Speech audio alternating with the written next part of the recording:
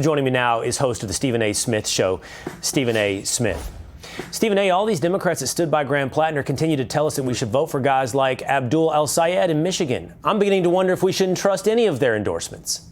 Well, listen, I don't blame you feeling that way. Just don't sit here and act innocent, Will Cain. I mean, I'm on vacation and all of this stuff. It's good to see my man. I haven't seen you in a while. But you know me, I'm not going to let you sit here and do this one-sided reporting that you're doing right there. When you're talking about the Democrats, I'm not here to defend them. I can't defend that soundbite from Elizabeth Warren. She got to defend that. I can't defend Bernie Sanders defending him. He's got to do that. I can't defend any of the Democrats for sitting up there and defending this man, considering the Nazi tattoo. That should have been enough personally. Let me be very clear, but especially in light of the allegations that came in the aftermath. I mean, my God, what took you so long? So certainly they can't be defended. But Will Cain is not going to sit here at 4 o'clock in the afternoon Eastern Standard Time and act like the Republicans haven't tried to defend people in the past. Don't get me started with Roy Moore, the Senate candidate out of Alabama in 2017. Don't get me started with your president and a myriad of allegations that he absolutely positively swore were false, but nevertheless, there were a bevy of allegations against him, not even to mention the conviction counts, but we all know a lot of people believe that was politicized.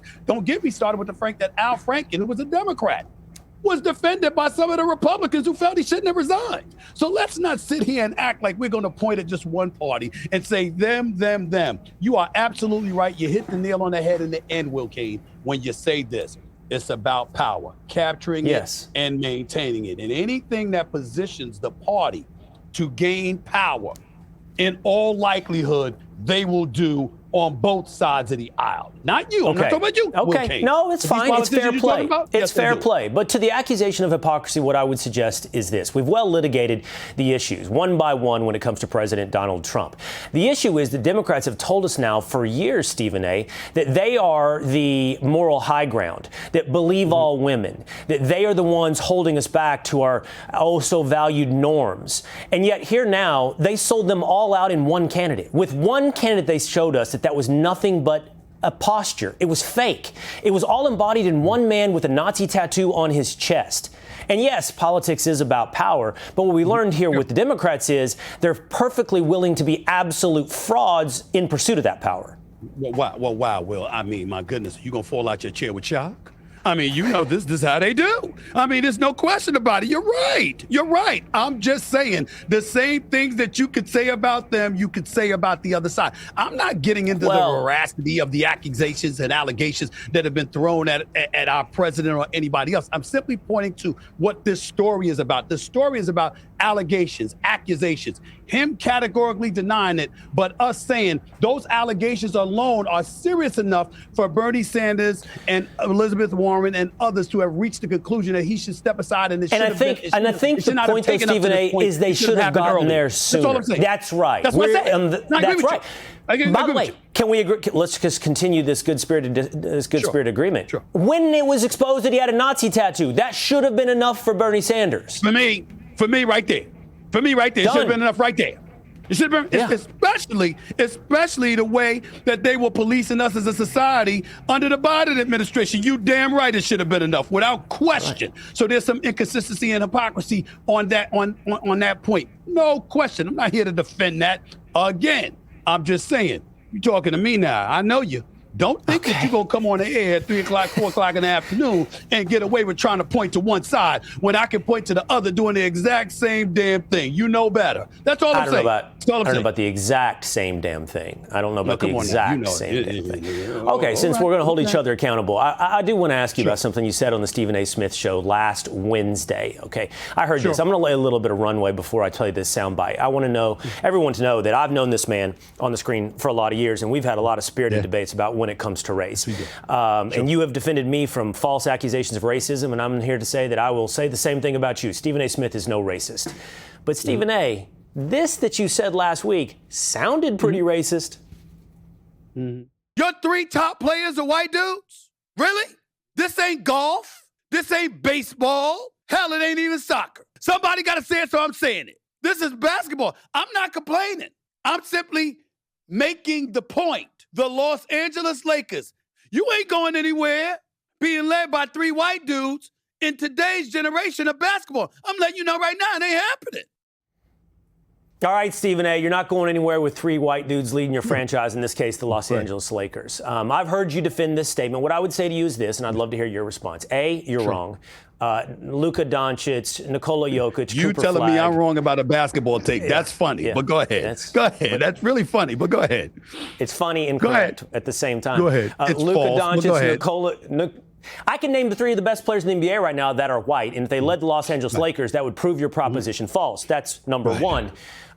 Number two, if we reversed it, and more importantly, if we reversed it, and I know you, Stephen A., if I came out and said anywhere, any place, anytime that a black quarterback couldn't win the Super Bowl, I'd be wrong, and you would also say, Will, that is racist. You wouldn't accuse me of being a racist, but you would say that statement is racist. And I can say the same to you now when it comes to basketball. Well, first of all, you can. And I'm not going to be offended by it. I've known you for years. I know exactly where you come from. I'm not offended by your question. Allow me to answer. I'm not backing up from what I said one bit, not even a syllable. I'm going to repeat it again. A trio of white players in the NBA has never led a team to a championship. The top three players on a basketball team being white in the NBA has never led an NBA franchise to a championship since the Minneapolis Lakers did it between 1949 and 1955. You want to go to Jerry West and them, I'll give you Wilt Chamberlain. You want to go to Boston Celtics with Kuzma. Yep, you're saved by Robert Parrish in this debate. You're saved by Robert Parrish because with Bird and McHale, we got 2 of 3. I'm answering your question. That's why I said, listen to what I said. Trio. I didn't say duo because you could have went Bird and McHale. You say I didn't say that. I said trio. 3. What happened? You got some history. You got some history. So did the guys that said the same thing before Doug Williams. So did the guys that said the same thing before Doug Williams. No. You don't get to do that. I said basketball.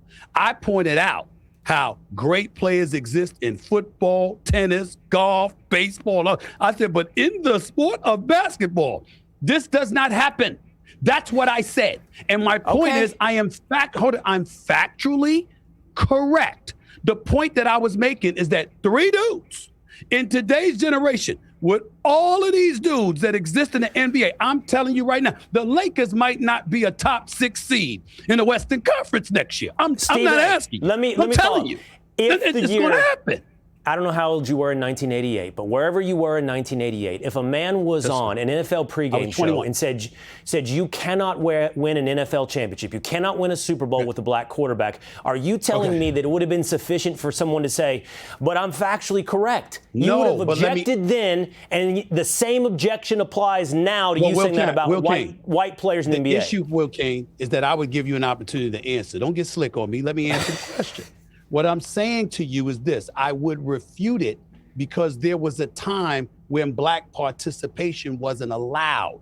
I'm telling you, that hasn't been the case with whites in basketball. They've always been there. They just never did that.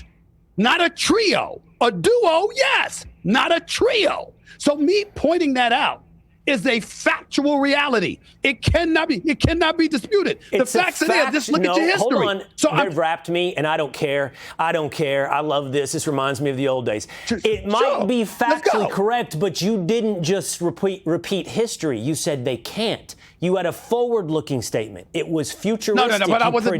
No. But it was based on history that's undeniable. And you're going to tell me, you're going to sit there with a straight face and tell me you confident that Luka Doncic with Austin Reeves and Welker Kessler is going to win you a championship as the primary players for the Los Angeles Lakers. You're going to sit there with a straight face because we're talking basketball now. You've been doing politics. You stepped away from basketball for a while. And by the way, this ain't the Cowboys, because you know how you are about your Cowboys. This ain't the Cowboys either. I know what I'm talking about. It's basketball. I'm not talking race. I'm talking basketball. But you did. I say this, maybe not those 3 white guys, but there are 3 white guys I could put together on a team that could win the NBA championship. And sure, you can. Do I need to play your tape again? Sure you can. Listen, you give me Jokic with Cooper Flag and Luka? Hell yeah. But all right, the point is this. It's not first take. We're not having a sports debate, although I've really enjoyed this. But the point is, I think you were wrong, Stephen A., but I don't doubt that you're a good man. You're wrong on multiple levels, both sports-wise well. and racially. But you're even good people as well. But you're wrong as usual when it comes to debating sports or anything. Someone once told me this, Stephen A. You're usually wrong. You're not wrong, but you're done wrong. You're done wrong, Stephen A. with this take. Got you. Stephen A. Smith, thanks for joining me before you go on vacation. Right, thank you. Be sure to like and subscribe for all the Fox News latest on YouTube and catch full shows streaming now on Fox One.